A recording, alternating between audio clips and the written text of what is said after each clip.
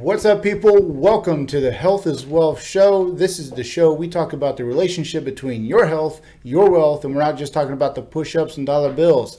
Today's episode is featuring Danny Herrera, and we are talking about the ultimate life schedule and balance.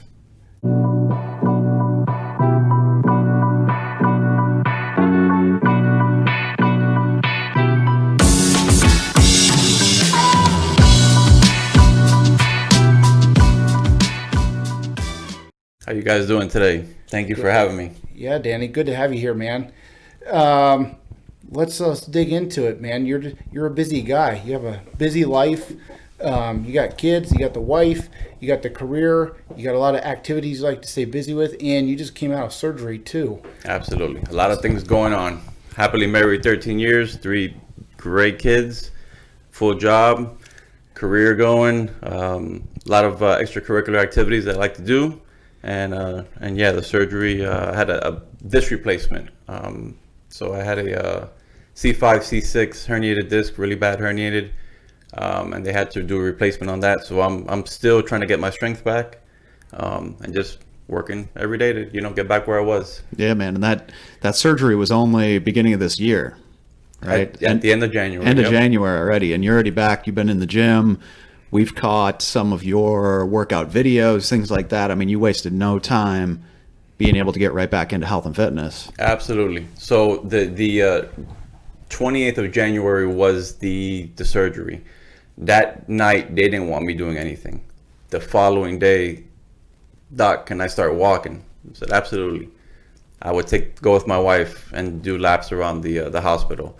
For the first 2-3 weeks, I couldn't drive.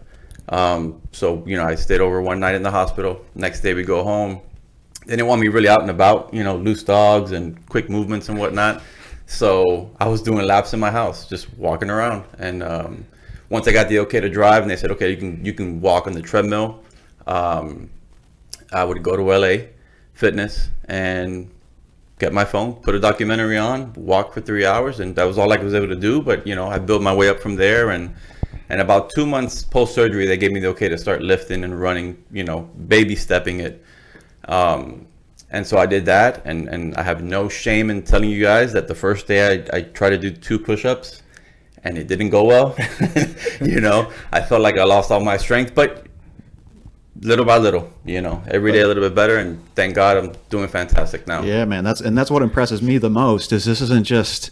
It wasn't a knee surgery. This wasn't just a foot surgery or something you had to clean up in the shoulder. I mean, we're talking a piece of the spine here. That is to be functional so quickly after that surgery, that completely blows me away. Oh, yeah. Is the fact that you could get back into the gym, doing anything, you know what I mean? First of all, having pain under control, because that must have been crazy when that first started kicking in. We were talking a little bit about that before the show. Before that surgery, I mean, that was a long run-up of realizing, okay, something's wrong. I've got something pinching. There's some, I mean, obviously from the result of what was going on, you knew it was a nerve situation. But right. Talk a little bit about before the surgery. I mean, how many months was it, or maybe even year, to where you started realizing, okay, there's something seriously wrong here, and I got to get a solution to a big problem? No, absolutely. So I started with the pain in my neck December of 2018. And at first, honestly, it just felt like I had kind of slept wrong. Kept feeling that way, and I'm thinking to myself, I don't sleep wrong every single day for weeks on end, Yeah. So then came the weakness in my left arm, like we spoke about before. If you've lifted any time in your life, usually one arm is a little bit stronger than the other, and my left was always stronger. And so I gradually started to notice that my left had gotten weaker. And so I said to myself, that's not good. So with time, then I would get that numbing, tingling pain that would go down my arm. And so to make a long story short, I saw a specialist about it. I got an MRI, and they found out that my C5, C6 disc were completely herniated. And I remember asking the doctor, if I stopped all my activities today, which I would never do, by the way, but just to see what he would say. And he said, you would still need surgery. And I said, okay, well, I guess we're gonna have to go to surgery. And I got a couple of opinions and whatnot. And my big thing was, hey, doc, when I'm done with this can I go back to, number one, my livelihood? I am a police officer. I need to be physical in the job. I need to be ready to go and fit and whatnot. And absolutely, you can continue your career. So that was great. Obviously, I have a passion for lifting weights. I love, to play baseball. I love to play catch with my son plays baseball, and I help him out with his training, and I run and jiu-jitsu and all that good stuff we talked about before. And so if you would see my notes every time I went to one of these appointments, I would say, okay, when can I do this? When can I do that? Right. When can I do this? Where's the line at? What can I do? What can't I do? Exactly. Certain body parts I shouldn't be putting too much strain into, and all that other stuff. Yeah, and thank God my doctor was phenomenal, and just, I'm sure you guys had experiences, good, bad, and indifferent, where doctors sometimes make you feel rushed, and we got to get to the next patient. This guy would sit down and take his time, like if you were the only, patient of the day, and was really, really grateful for him and all that. And so leading up to the surgery, we always find this any words or anything that motivates us. And I had 2 people tell me that I would have to worry about my weight, about gaining weight once, I was during that 2-month period that I couldn't work out. Just because they thought you were going to be completely immobilized. Okay, they thought you were just going to be stuck in bed, laying there eating bonbons and just waiting for everything to be back to 100%. Exactly. And you know what? Let's just put it out there. Who cares? My dad, who I love so much, but my dad had said, and he didn't do it in a bad way at all, but my dad had said, hey, listen, just keep in mind, you eat like a guy who lifts weights, like a guy who burns a lot of calories through the day. No, right? Absolutely. Like a guy who lifts weights 6-7 days a week, like a guy who does jiu-jitsu, like a guy who does half marathons. You're going to be out of commission for a while, so you're going to want to be careful with that. So and again, he meant it with all the love in the world. And so, but that was kind of like, okay, I put that in my back pocket. And then my mother-in-law made one little joke, and she said, be careful you don't get overweight now when you're not working out for that time. And that was all I needed. I mean, I put it in my mind that I was going to go into this surgery as light as I've ever been. If I was running before, 15, 20 miles a week, now I was running 30 before surgery. I didn't care, because I had it in my mind that I was going to prove my mother-in-law wrong. And, and I actually dropped a little bit of weight, and because I do, intermittent fasting. And so that was one of the benefits post-surgery. Now I don't have to wake up in the morning to go to work. I kind of slept in, especially when I didn't have the ability to go outside of the house. Kind of sleeping in would kind of pass the time. So now my fasting of 15, 16 hours became 18, 19. And so take that, mother-in-law. You know what I'm saying? That's awesome. And just doing what I can. As soon as I would get the okay to do something, I would do it and baby step it. And again, I always say now when they ask me how I'm feeling, I say I'm blessed. I had my sister makes, shirts and whatnot. I have one says I'm blessed, because one little surgery, one little, artificial disc that I have now in my spine, and I appreciate so much more the things that I love to do, because if for a short period of time I couldn't do it. So. Yeah, man. Yeah, now part of one of the reasons why I was so excited to get you out to do the episode with us today is like not having that injury be the excuse for why you completely stop exercising. Right? I don't believe in excuses at all. Like Jason and I, being in just general fitness trainers and specializing personal training, is hearing the excuses, the reasons why we just can't work out. I just couldn't get to the gym. I just didn't. I don't know. It's been like 30 years. I just still can't. I can't find a moment to go. And it's like, even when they do have that old injury, right? And everybody knows friends. No, I blew my shoulder out back in '85. Yeah, still doesn't really move right, so I got to skip the gym for another year. And it's like, those are all BS excuses. You have a real situation happening, especially part of the spine, man. All those types of injuries scare the hell out of me. Yep. And that didn't even hit you for a second as using that as a reason to finally stop working out. And it's like that. I mean, from the job, managing the kids, you got your lady at home, keeping that everything balanced out to still have that bar set that high on the expectations you have for yourself, for keeping your mind sharp and keeping your body sharp, is like, that's what more people need. Is, okay, there can't be an excuse. If I can still physically move, I got to just stay active. Of course. And the variation in the exercises you're doing is like what Jason and I talk about. It doesn't have to be 1,000 push-ups. You're going to the gym, you're doing a formal, workout. It's just get exercise in. Do something. Go for the run, go for the bike, play baseball, shoot some baskets with your kids, do whatever you got to do, but you just got to keep moving and use as much of your body as you can.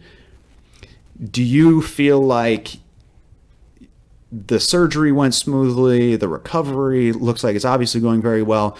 Do you attribute that more to how fit you were when you went into that surgery? Absolutely. How quickly you got active after the surgery? Or do you think it's a combination of both, probably? It's a combination of both. Yeah. Absolutely. And you guys know, and going back to the excuses, I give you guys a lot of credit for what you do, because as we spoke a little bit before, I don't have the most patience with people when they come to me. Hearing fake excuses for you excuses has because, got, man. I always tell people, and my kids will tell you, I'm not Superman, I'm just a dude.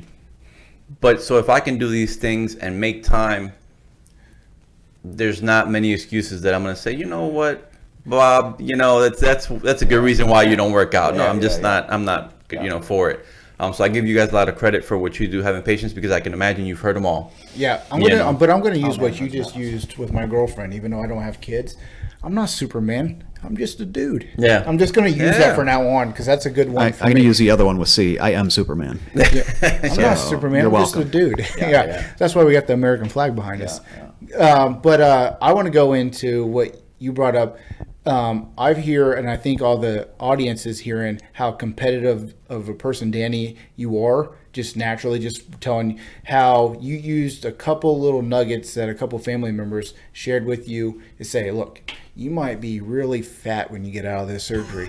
And that's just all we need. And I know Bobby's the same way, and I'm very competitive that way. All he says, you just got if Bobby was doing jiu-jitsu, you just got your butt kicked by the guy just learned it 3 weeks ago, and you've known it for 10 years. That would turn you in. You'd be in there every day on the mat. Yeah. Absolutely. But I think that's also the balance between being competitive and having the crazy ego, right? We can be very competitive with no ego, and we can perform at a very high level, look great, be focused, all great. It's when we have both of those things that people get into trouble, I think. So it's being competitive is not a problem. Yeah.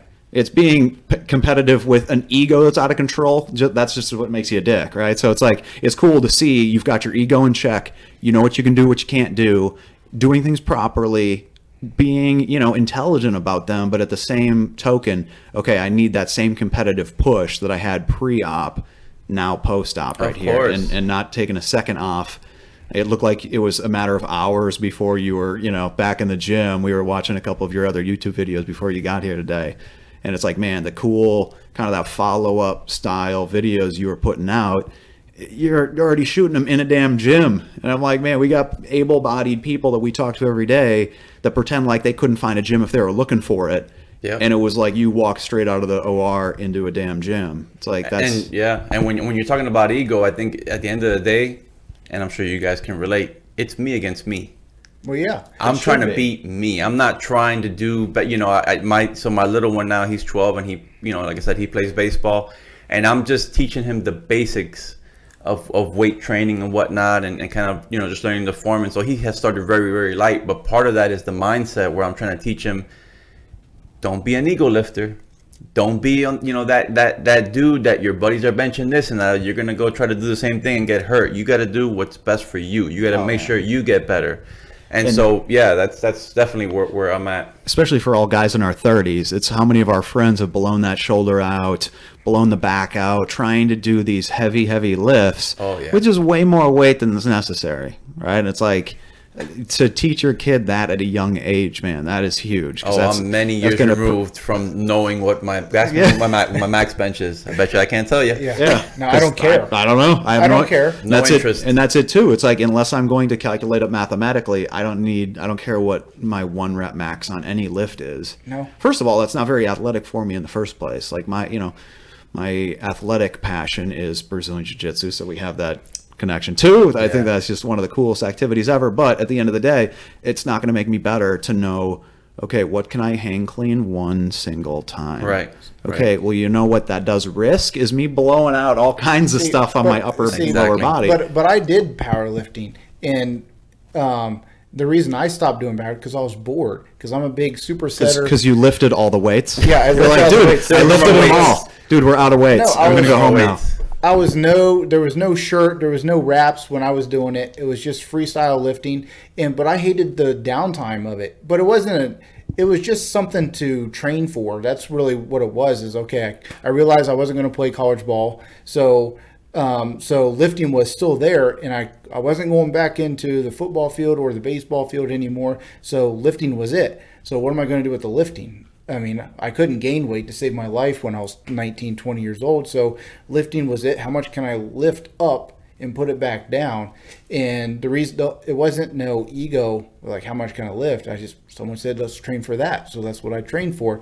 The problem with the competition aspect of things is you wait 7 to 15 minutes between one lift. And I'm like, yeah, you got a weird combination of strength and endurance, man. If anyone knows me, I love nonstop supersetting circuit training. Like, let's go. Let's go on a half lap around the block and then go into pull-ups and then go to push-ups and then carry something across the yard. That's my kind of workout. And it's always been my kind of workout. Agreed. Yeah. If I have to take one phone call, my pump is gone. Yeah. It's like, okay, I'm done. I guess we'll try again tomorrow, or I'll give it an hour and go back to it. But let's go into. I think there's a little nugget we need to talk about on how prepped you were for surgery, because you did all the notes, you got multiple suggestions from doctors, you made sure that you couldn't do any more damage than what you were doing, and you knew what to stay away from. Right. But once you knew that, you said, okay, well, I can't do that and I can't do that, but I can still do this and I can still be the best prep. I mean, it's just like a test. You teach your kids how to prep for a test. You don't just, okay, test is up. It's called a pop quiz. Exactly. But you're always ready. That and how long did you have? When was it? Okay, surgery. This is the surgery, and this is when it has to be. What kind of window? And then those other things that Jason mentioned. It was how long did you have, and you know, what was the ramp up for that? Well, I mean, so surgery was determined as the only option. Maybe around August.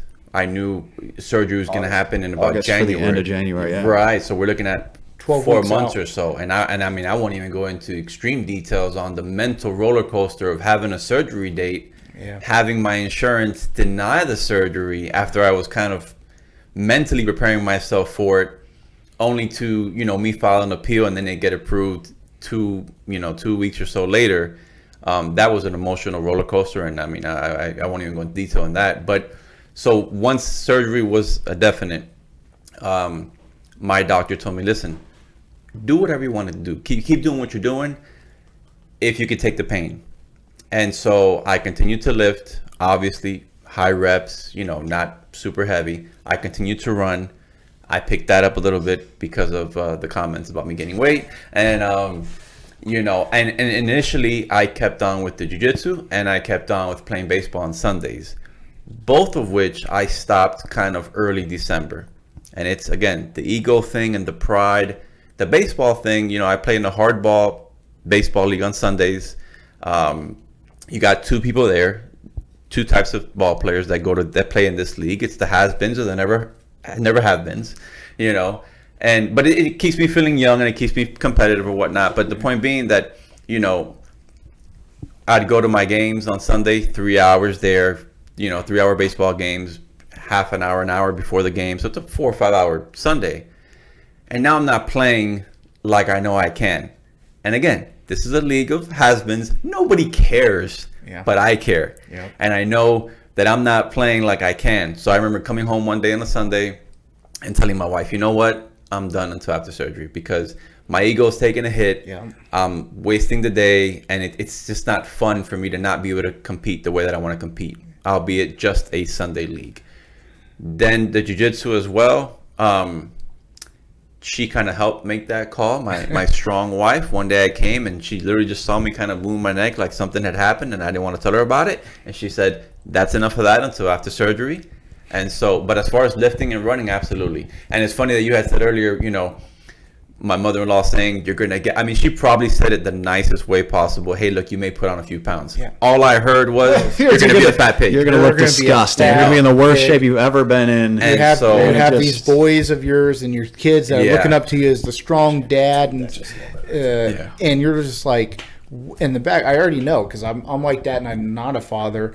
And so if someone says that in the back, it's nothing. They said it the nicest way they could have. Absolutely. And it's nothing towards them. It's just like, son of a, nope, that's not going to happen to me. You're not going to tell me that I won't ever be that person again. That old Danny, that old Jason, that old Bobby. Nope, I'll be there. I don't care how stubborn I am. And you mentioned the kids, and that was a huge thing. So we spoke a little bit before. I had labrum surgery in 06.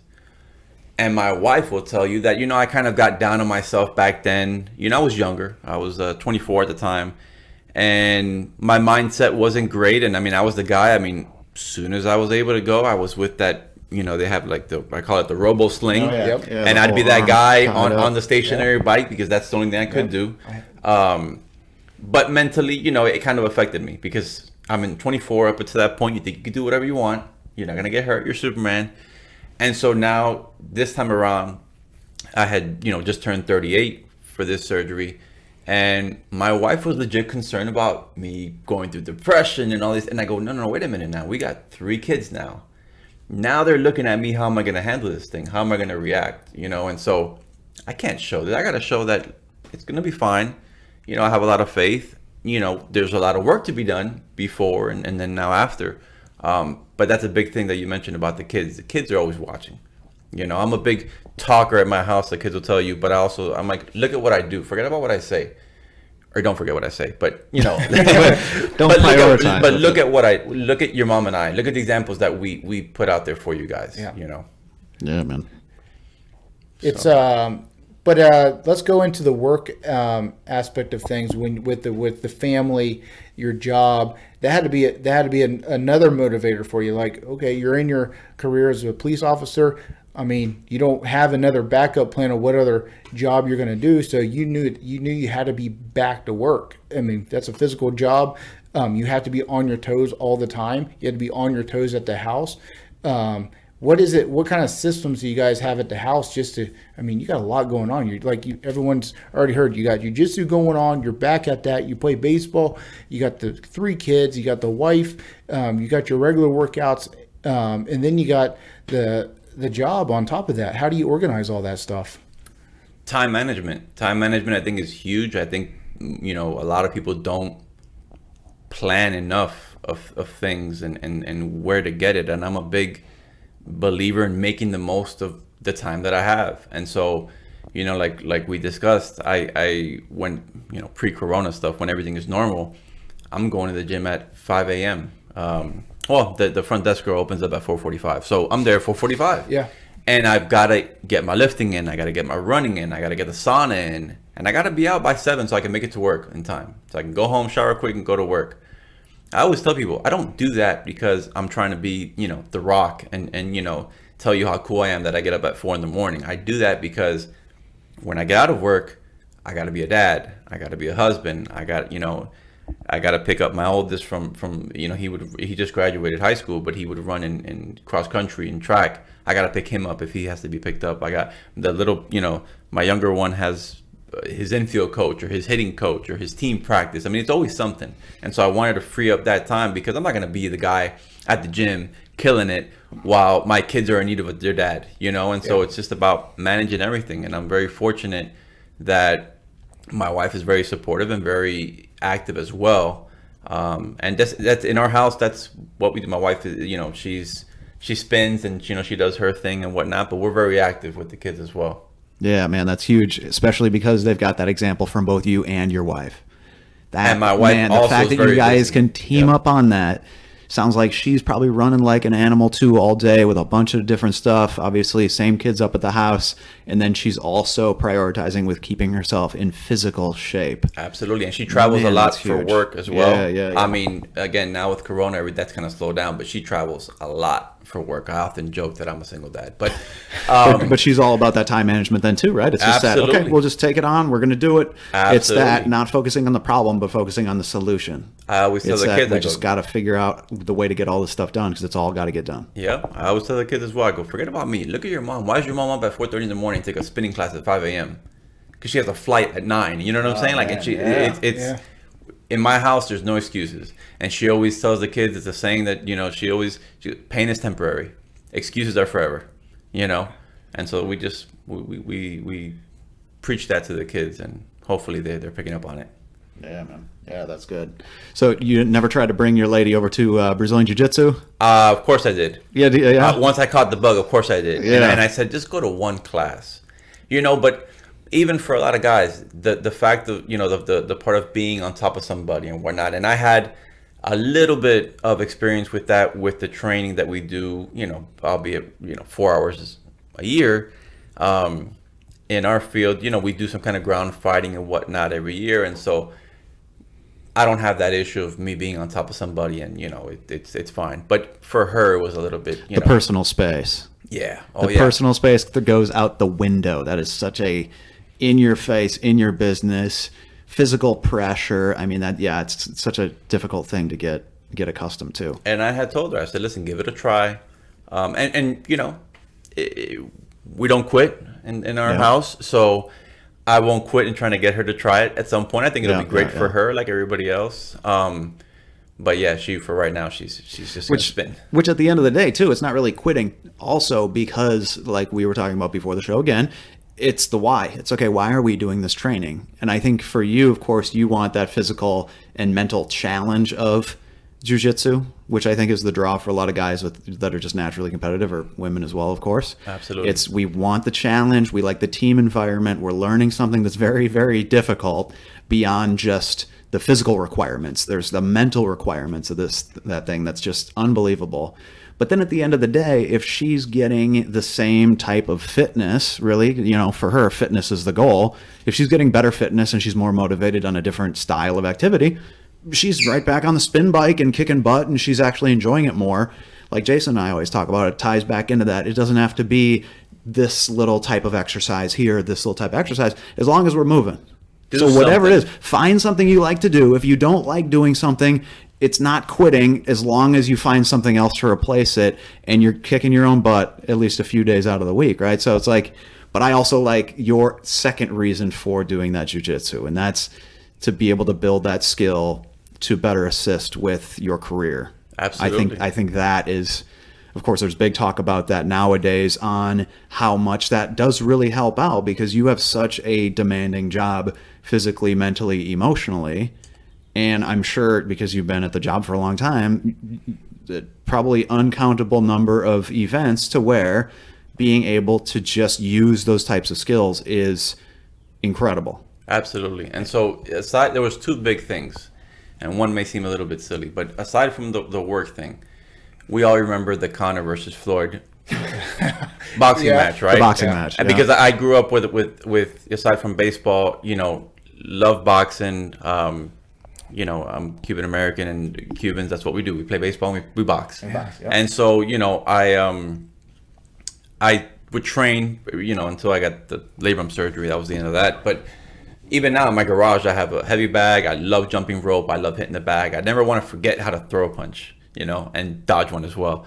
But I remember looking at that boxing match, and then what was everybody saying, right? I mean, boxing rules, Mayweather was going to do what he was going to do. But if they were just two dudes in the street, who would win that? And I remember that being like an alarming thing for me, and I'm like, that's not good. Yeah. And then, without the ref breaking them apart, making sure they stay standing up. What did that show you then? What does that tell you? That's like, and of course everybody makes up different numbers, but 83.6% of altercations, or whatever it is, end up on the ground. And that's really it. I pick on some of the striker guys. One of the people I get to train as a strength and conditioning coach at my fitness gym is a champion kickboxer. It's all I got to do is knock you to the ground then. Right. You don't know any jiu-jitsu. Exactly. We just fell in the water and you don't know how to swim and I'm a shark. So I'm going to beat you up on the ground. It's just if he can keep the distance, he can put his huge Ukrainian head against my, face. I'd easily be going to sleep. So it's like, yeah, it's such a different environment when you get to the ground. It is just so dominating, yet also non-lethal. You know what I mean? You've seen in your time training already. It's incredible the way you can take somebody to ground completely. You could completely control me, arms, legs, the whole thing. And just, that's it. And if you've seen any police videos ever, all these fights go to the ground. And I can tell you from my experience, without going into detail or whatnot, but that's where the majority of the fights go, to the ground. And so between, thinking about that with the whole Mayweather thing and McGregor, and then, and again, we spoke about it before, where being a police officer, you could fight once in 3 years and you can fight twice in a month. Nobody ever knows. The crazy part is you have to be ready for it probably every day, right? Any day you put on the uniform and you go to work, you got to be ready for the worst thing that most people never have to even think about, much less get exposed to. That's where I think there might be a little lack of respect in certain circumstances, because it's that, man, every day you technically have to be ready for the worst. I think that's why he gets up in the morning, outside of his why at the end of the day, to make it home at the end of the day, to do the things he actually enjoys. Danny, you probably don't enjoy working out every day. There's days where you're like, I got to get in there. I have to, because I don't have any other time. There's days, we all have them. There's good days and bad days. But that why at the end of the day is more reason why you work out, to stay on your toes in the mid shift, and then you can just release all that and be calm Danny that most people know you as at home. It's crazy that you mentioned that, because my buddy and I we had this discussion once, and I tell people I've worked out consistently since I was 14 years old. If you think every single day I wake up and I'm super pumped, like, let's get it, that's not happening. If can we say bad words here? Is that cool? You can do that. Okay. You can my alarm for 4:15, I made it so it says, go back to sleep and be a bitch. And so that's the first thing that I look at every morning. Sounds exactly like something Jason would say. And awesome. That's the first thing that I see every morning, is I kind of have to fight myself, because the first reaction to the first, when you get up is, I'll go back to sleep, I'll do it later. No, but because that's easy, because that's comfortable. Right. It feels great when I do let myself hit that snooze and I go back to sleep. That's the easy. That took no work. Yeah. That was negative work. I literally got to keep sleeping, versus the day where it's, no, I got to get up. I don't like it. Okay, I'm getting my gym clothes on and it's still dark out. I'm eating my little oatmeal and I can't see out the window because it's still dark and everybody else is sleeping. Okay, I'm driving to work and there's no traffic because everybody else still has their head on the pillow snoring away. I get in, I get my workout in. I might be dragging butt. I might not be putting up the weights I want or moving as fast as I think I should. But that second we get done with that workout, how good is that feeling? Oh, yeah. And even if it's not some record-setting workout, it doesn't have to be setting all these PRs and, oh my God, all the validation, all the stuff. It's just, man, I just got that done. And when we have daylight savings here, can I tell you how amazing it feels when you're done 2 hours and you leave the gym and it's still nighttime? Still dark out. That does it for me every day, man. It's unbelievable. Or the thing that gets me is I'm cranking up, ready to go at 7 o'clock because I've already been up for 2.5 hours. And I already got myself in, worked on myself physically and mentally and stuff, and I'm ready for all the bullshit of the day. And then all of a sudden, your first couple of people that you're interacting with are still waking up. I'm like, I'm ready, let's go. Yeah. Whether it's a conversation or a workout that you're on, it's like that gets me going. I'm like, well, I'm better than you today. Yep. Yeah. And not only does the working out, physically to be able to, because in our job, and so before the surgery, I was dealing with the pain. And now I remember telling my wife that was very uncomfortable for me, because in my job, when you don't feel 100%, it could be a scary feeling. Because again, you don't know. I mean, I won't go into detail, but the craziest, scariest day as a police officer in my 10 years was the day, I'm not even joking, we had worked a lot of overtime. It was busy during the holidays, and it was our last day, our unit, before having like 6 days off. So it was literally like, guys, don't ruffle any feathers today. Just lay low. Just get through the day. What ended up happening was the complete opposite, to no one's fault. It's just what was in the cards that day. And so having to be, ready for whatever, whenever. And so it was a very uncomfortable feeling pre-surgery that I wasn't 100% comfortable. If things went down right now, I'm dealing with this pain. I don't want to make it worse and whatnot. And you know, and then let's be honest, it's a physical thing as well. You don't think the criminals in the street look at two cops and say, I can mess with this one. This one I'm not gonna. You know what I'm saying? Yeah. And it sounds very egotistical and whatever, but you know, you got two dudes and one's wearing that uniform well, and you can tell he puts the work in. It's like I always tell the kids, you know, you and why exercise and fitness is so important. Not only now as you get older, whatever the job is, if you want to be an accountant, a teacher, you got two people in an interview room wearing a suit. One you can tell is in shape, one is not. Before me as the boss, before I've met either one of them, what do I know about the guy who's in shape? He can't be lazy. His body. Can't be lazy. He's got the discipline. He can't be lazy. He has to have discipline. He has to be focused.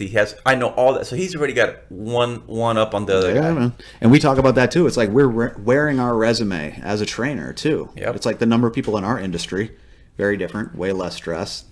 But it's still, we get some sloppy, absolutely. out of shape, goofy looking people. And it's just like, at least be relatively in shape and goofy looking like us, right? I mean, it's that, you know, you're literally wearing your resume. If we walked into the gym with a client, it's okay, do as I say, but not as I do. And we've all seen that. We've all seen that. We've all seen that. It's just and like, listen, I go work out and I mind my own business, but sometimes, you know, I'm very observant, and my problem is I can't mind my own business. So I'm looking all and really, this guy's a trainer? Okay. I said, okay. So cool. All right. That's a big I don't know issue. what he's training, but he's Cool. training somebody over here. It's a big issue, but how we present ourselves is everything. You teach your kid, you have to teach your kids because you got your kids in sports. Absolutely. I mean, okay, you're on the baseball field. If you're playing center field in the middle of the field and you got a scout, you got someone, another team looking to bring you onto their team, and you ain't got your jersey tucked in, your belt's not lined up, it goes everywhere. It's all across the line. Oh, when they you go have to the no school, idea, my friend. Yeah. I'm a stickler for all that stuff. I mean, is 8 of the kids got their socks pulled up high, and then one's wearing the pants down low? That doesn't work. That kid's not gonna. I mean, I don't care who you are. Until you're making $10 million a year playing baseball, you can't choose. You got to be a team player, and if you want to get noticed, you need to do the things that physically are going to make you stand out, or on a resume make you stand out. Don't let the person that's in better shape than you outwear the uniform, and all of a sudden you're out of a job before you even tried. Yep. And you see a lot of that start with kids. I mean, that I don't have any kids, so it's easy for me to say that. But, you know, you're just trying to continue the generations of discipline and hard work that you saw when you were young, right? Your dad leading raised. by Yep. example. Yep. It had always been the do as I say and as I do. You know what I mean? Yeah. It was that the actual example being put into the house. You're following with the same way. Jay and I are talking about, you know, our dad's same way, kind of the baby boomer generation, but they were practicing what they preach. They were showing us that no, when something's got to get done, we do it. Whether that's exercise, manual labor around the house, it's okay. Don't wait for something to just magically be done on its own. We got to get this stuff done. And why wait for the work? You know what I mean? Don't put something off tomorrow that we can do today. I had to learn that might be an even bigger project if I wait any longer. So we got to get this stuff done while we can. You might have to tell your arms that, though. Get some more bicep curls. Yeah, in there. right. Yeah. No, but it's crazy you say that, because a big word in my house growing up was initiative. And I find myself sounding like my dad, because I always tell my that word, what's the word? Initiative. And I got to know what it means. Mm-hmm. Don't wait to be told something that you know has to be done. Yeah. You know, but absolutely, I was raised that way. You know, you got to look good when you walk out the house. You can't have wrinkled stuff. You got to match. And I coached my little one. I coached many years, you know, the Little League Baseball. And I was that guy. 6-year-olds coming, they got the wrong color belt. And I tell the parents, listen, you got to have the right belt next time. Because it's discipline. It is what it is, you know. And it's tough when you see an adult that doesn't have those skills built, right? Like, I employ fitness trainers. Everybody I've got working with me right now does a great job. But for the number of people I had to interview, and these are, you know, technically adults. Some of the guys were pretty young, but they're coming in and that's it. They're dirty sweatpants, unshaven, unshowered, late, resumes wrinkled up or not updated. It's just like, to me, those are the uncoachable things. I refer to them as uncoachable because if you're already adult and you haven't learned them yet, you're probably going to go through the rest of your life screwing up the same way. These are learned behaviors. It's the learned behaviors, and it's like to hear that, you know, you learned it young, of course, you're passing that right on to your kids. It's like that's how we need to get a better, more accountable, higher achieving next generation, is by holding everybody to that same standard. And again, I mean, I'm very strict. My wife sometimes will tell you she wishes I was a bit more easygoing, but it's the way, you know, it's the way that I grew up. And I always tell the kids, lazy adults didn't just wake up like that. That it was years of getting away with lazy behavior. It took practice to be that lazy, right? Yeah. But it's the same thing when it comes to working out, and whether it's coworkers or a family member, you just want to be healthy. Well, you didn't gain the 40 pounds in one day. What, you think I'm going to be able to help you lose it in a day too? As a trainer, that's the frustrating. I'm like, okay, how many years did you keep that weight on? And how many years do you think it's going to take to do it? It's just one thing at a time, nice and steady. Everybody wants the quick fix. Yeah. They want the quick fix. They want that pill. They want that little diet plan, that little whatever the heck. Okay, I heard Dr. Oz says I can lose 30 pounds in a week, so I just want to do whatever that program is. Yeah. And it's like, yeah, anything short of cutting your leg off, we're not dropping 30 proper pounds in a week. So it's that you just don't want to have to do the work every day. It doesn't even have to be a crazy amount of work, too. I tell my people that all the time.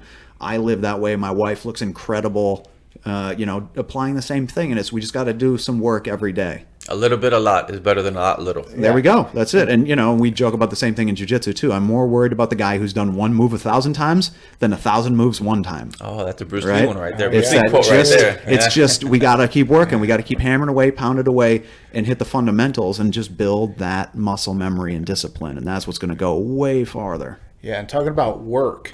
Okay, Danny's got more work that he's doing. He's got another YouTube channel he's up and running with the Bash Brothers. Tell us about that, Danny.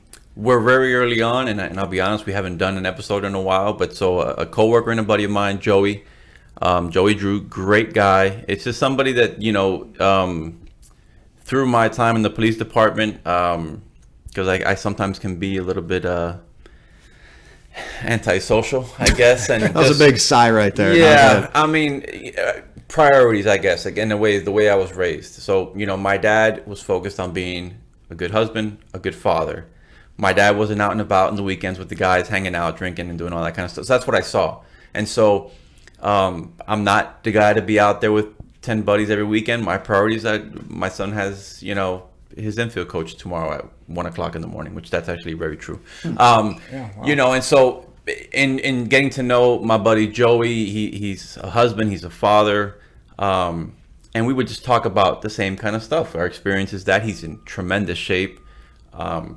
Takes a lot of pride in his job as well, and so we just connected and we became very, very good friends. I call him, my brother from another mother, and he's like family to me. If you're my friend, you're my family, And we decided one day, let's kind of do a kind of show, having these conversations that we have. And I'll be honest with you, no intention even now of I'm not trying to be YouTube famous or anything like that. I want to leave kind of like a footprint for my kids and for my grandkids. We discussed it one time, and I asked myself, if I had a video of my dad in his 30s talking about working out, how psyched I'd be to see that. You know what I'm saying? Or if I had my, a video of my grandfather talking about baseball or whatever, Good point. And so if for no other reason, if 5 people watch it and, 3 of the views are my mom, whatever, it's something that the kids maybe one day can go on YouTube and say, oh, look at dad talking about, jiu-jitsu or about raising me or whatever. Yeah, and especially some of your first videos and stuff is you talking about your surgery, how tough it was, and you're showing a good example when your kids do that years down the road. Look, my dad went through a hard time and was still trying to physically get better for us. Now looking back, they're going to see it was for us. I can't, because I can't explain how much YouTube in particular, God bless technology. We all grew up around the same time where we had to go research things. We had to go to the library. If we wanted to watch a video, on MTV Jams, we had to watch the whole episode and wait for our video. Hopefully it would show up. Where now we have all these things at our fingertips. That are just immediate. And so I immediately started researching the surgery, and I found so many helpful videos that I went into that surgery 100% confident everything will be okay. And I remember I didn't want to see videos of, no offense, but I didn't want to see a 60-year-old, who had it, who wasn't very active. I was looking at, hey, this guy does jiu-jitsu and he had the same surgery. Hey, this guy runs, he had the same surgery. This guy's a lifter. And it was so helpful that I go, you know what? Let me do a couple of those. And if I help but one person, I've paid it back. And so I did that just to share my experiences. And I've gotten some comments that are really touching because, hey, my wife's about to have the same surgery, man. Thank you so much. And it's just so, it feels good to help. That's what excited me so much for getting you over here, because all of those things are so relatable. You know what I mean? You talk about, of course, your kids being able to relate. That's dad on this video is going to be awesome. Hopefully we get a copy out there, and this can be something that they've got for the rest of their life as well when we're all long gone. But what Jason and I heard when we hear your story is that is so much more relatable to everybody on the planet, beyond just how cool the job is, maintaining a healthy relationship with a woman, kids at home, especially those teenage years. I can't even imagine, man, I was a huge pain in the butt when I was a teenager. I can't imagine raising a teenage kid. But it's just the journey through your health and fitness and the discipline you have to apply, and then working around an injury. That is so common, yet your injury is so much more intense than most people's. You know what I mean? You've got a larger excuse, yet you still don't even hesitate. There not even pops into your head to make it a reason why you stop exercising or why you don't continue to pursue that. And that to me was nope, now this just applies to every single human being, because we all have one thing in common. We have to use our bodies. We got to put something out there. We got to start working, or keep working, and we have to compartmentalize those issues, those little problems. Whether it's at home, some people let their home life go to hell, and all of a sudden that's a reason why, and they're not really mentally focused. Some people have the physical ailment, and so they're not able to get into the rhythm. But it's like, nope, you try to get all those under control right away. Keep your house in order, right? Like you said, you're not out 10 guys up at the club partying and going crazy on the weekend. It's I got stuff to do. Yep. And if I choose that other path, that takes time and energy away that I should be putting in a more important area. And now your 24-hour day, the amount of stuff you get done in 24 hours versus the average person is like, our hope is that by people now getting to know you through this show, it's okay, I've got less of an excuse. Like for me, I'm getting something out of this right now because I don't have kids. And there's still days where, oh man, I'm kind of tired. Maybe I should just go home and put my feet up. No, man.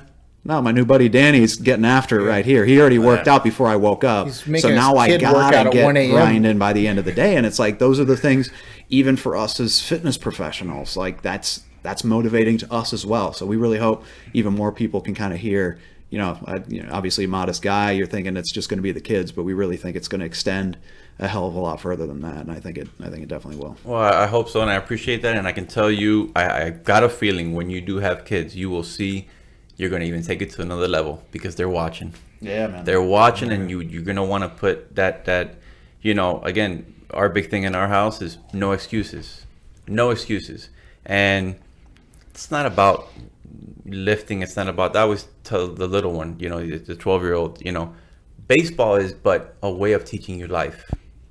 He doesn't miss anything. If he doesn't feel that well, he's going. And I always say, because you got 10 other kids depending on you being there. You being the 11th guy or whatever it is, And so you'll see when you have kids and you're trying to instill in them certain things, you gotta show them through your actions. Again, I can talk till I'm blue in the face, but oh yeah, this guy just, he's talking, but I don't see it. Mm-hmm. Kids aren't dumb. Yeah. And as they get older, I mean, again, 18, 14, and 12 now, we're talking about years of them seeing this stuff. And with my oldest that just graduated, I mean, he's learned that. He knows. No excuses. You got to get done. Another one of my sayings in the house is figure it out. That's awesome. Figure it out. I think that's a big, based on the parents, the parents I know, I think that's a big one for a lot of parents. Yeah. Figure it out. I'm not, like you said, you can't talk to them till you're blue in the face. It's physically show them, and then, okay, now you got to figure it out yourself. Yeah. Or my dad's joke of, you're letting us make mistakes. It's that I can't shelter you kids. It was how he raised 4 kids all at the same time, was that I had to let you guys sometimes make your own mistakes because I'm trying to develop adult people. You guys need to Exactly. be functional human beings when you get out, and not be constantly, is dad here to help me make that choice? It's no, you gotta eat it a couple times and, stand up, brush yourself off, and get back to work. But and that's what we see a lot of, Yeah. right? All this Yeah. sheltering, hiding stuff from people. We're, my wife and I both very honest with our kids, because generally speaking, we want to put, parents want to put these kids in these bubbles, and no, they can't know. Whether it's in school or sports, anytime there's an adversity, I'll let the kids know. Hey, listen, remember they said this about you. Don't act out.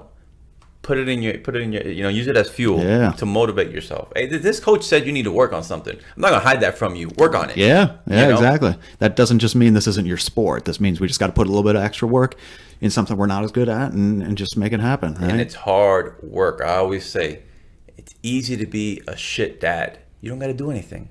It's easy to be overweight. You don't got to do anything. Yeah. It's hard to be a good dad. It's hard to be on top of every little thing. Yes, I'm a pain in the ass. Yes, I'm on top of you about your stuff. It would be so much less stress to not give a shit. But then what kind of dad am I going to be? Yeah, man. So that's right. It's hard work. And it's also that rare advantage too. The value of the strong, well-balanced body and the strong, well-balanced mind.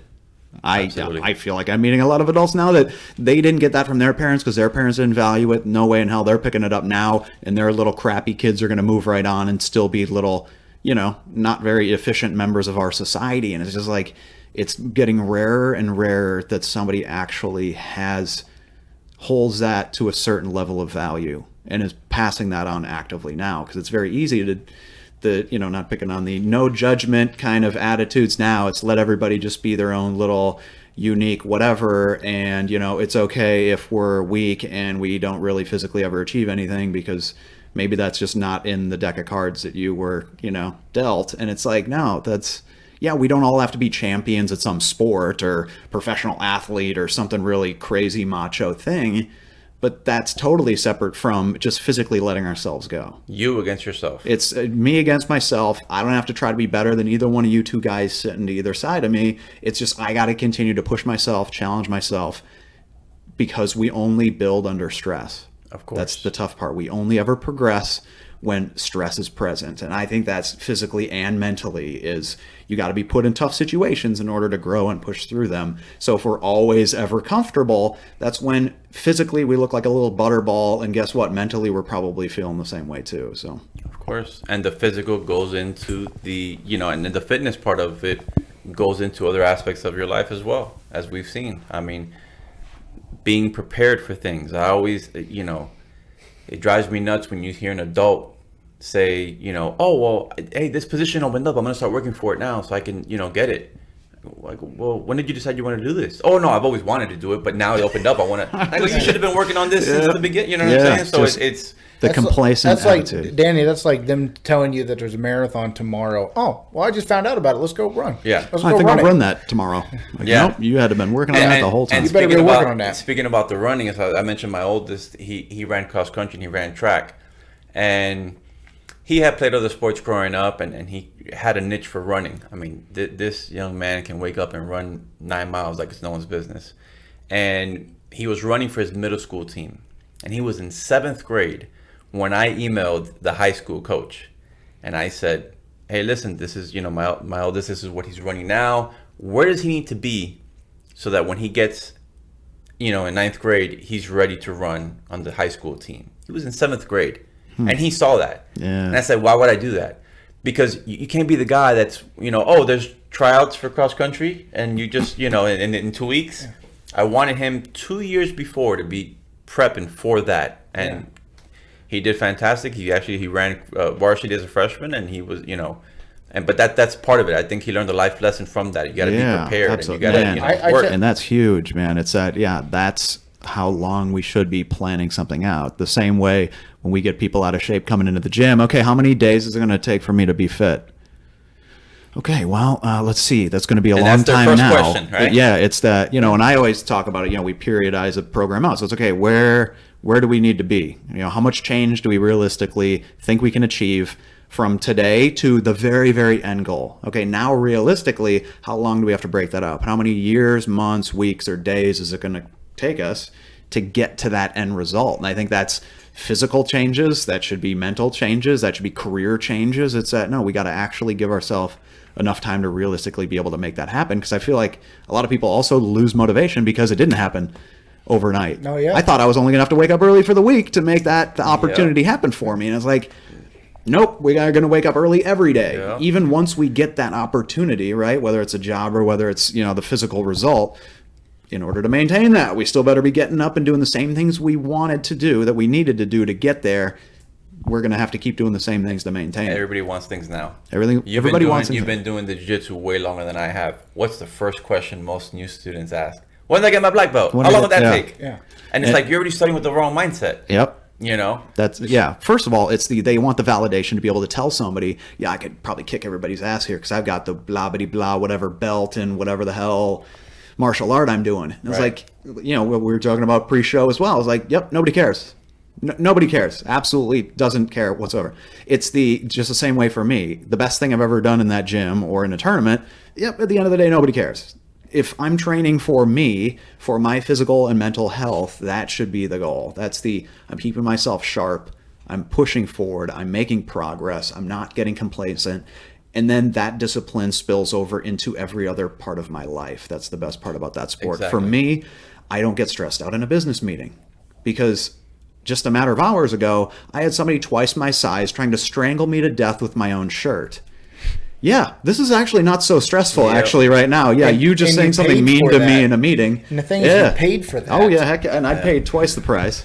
I hope they don't change the price, but pay to leave right now. Yeah, right. And sometimes they're twice your size and half your age. And half my age. Yeah. And they train twice as much as me, and they're quicker than me. They're physically gifted way more than I am, and they're mentally much quicker than I am. And it's just, okay, well, just got to weather the storm then, right? I'm not going to just tap out early and go home. It's, okay, I guess I just got to take this beating and move on with it when I'm done, right? Yeah. Minimize the damage, but I still got to try to get some work in. And you mentioned not being stressed in a business meeting, but how about when life throws you some real adversity? Now you're mentally strong because of the jiu-jitsu that it'll be fine. You have the mental power to get through anything. Yeah. Yeah, my wife and I, we apply let's not stress about the problem and waste time just dwelling over the problem when we should be just thinking about the solution.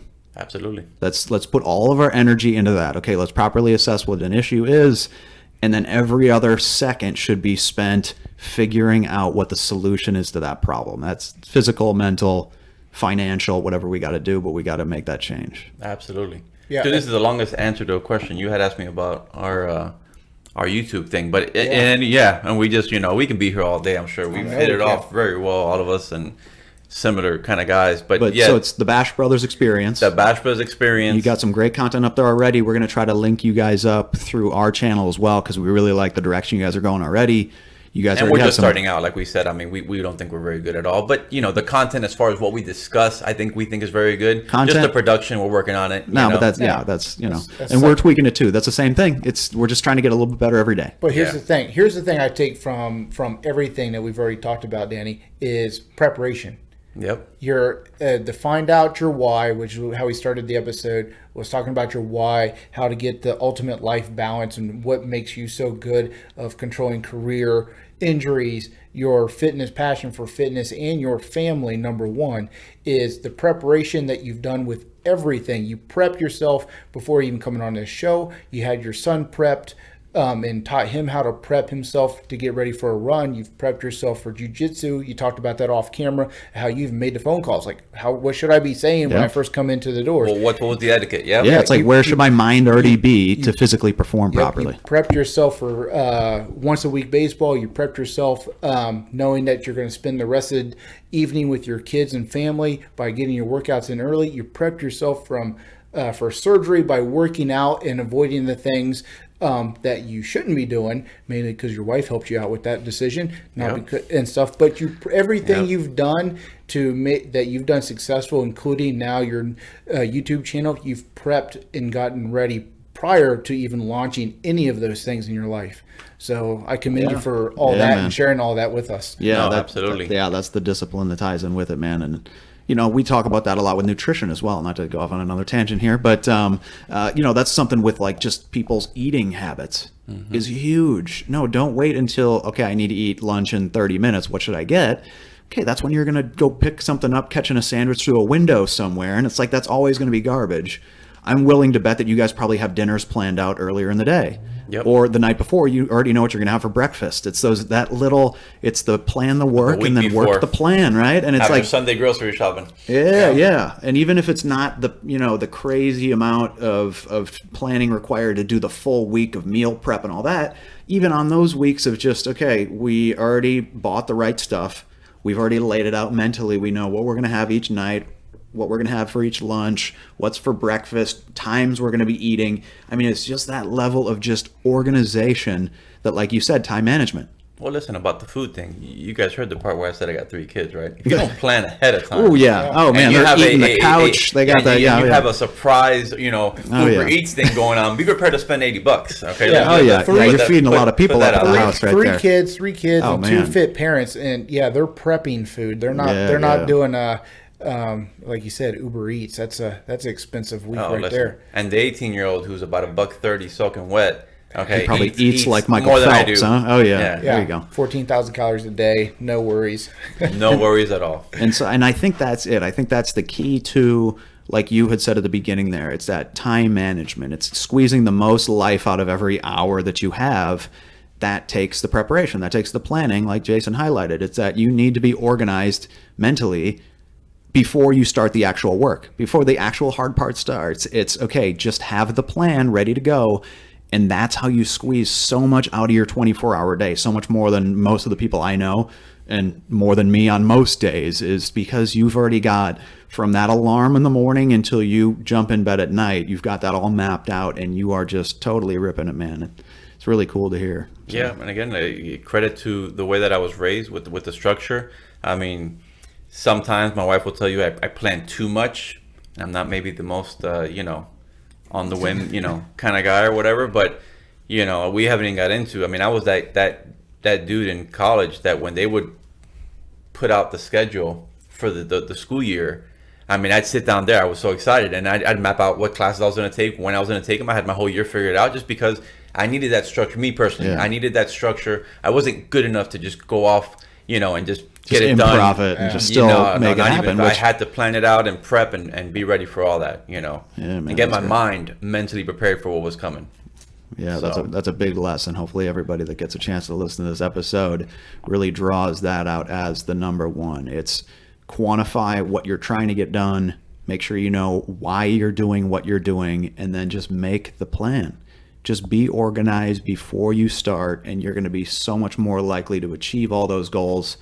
Health, fitness, career, family, all those things. Injury prevention, injury rehab, the same thing. It's just get all those things organized and just work the plan. Absolutely. Man, Danny, it's been a pleasure to have you on. Danny Herrera. I'm so grateful for you guys. You guys are awesome. Huge motivation for us now. So this is definitely not the only show you're jumping on with us. Yeah. It's been an absolute pleasure, man. So we can't wait to get some workouts with you at the home gym right there. Don't choke me out too bad. I'm still working on my rehab. We're good. Yeah, man. Yeah, no, we'll keep everything in one piece. But man, it's been great having you on. Thank you guys so much. Make sure for you guys, for listeners or watchers in that case, it is the Bash Brothers Experience. We're going to have a link to that one so you can check out some of the cool videos that he's put up already.